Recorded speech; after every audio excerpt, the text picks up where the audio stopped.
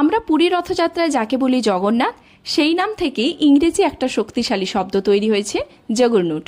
আজকাল জগরনুট মানে হলো এমন কোনো শক্তি বা পাওয়ার যাকে কেউ থামাতে পারে না, যেমন গুগল ইজ আ বিজনেস জগরনুট।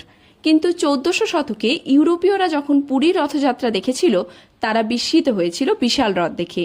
তাদের চোখে এটা ছিল আনস্টপেবল ডিভাইন ফোর্স। ভাবতো, আমাদের মন্দির উৎসবের একটা শব্দ আজ গ্লোবাল অর্থে ব্যবহার হচ্ছে।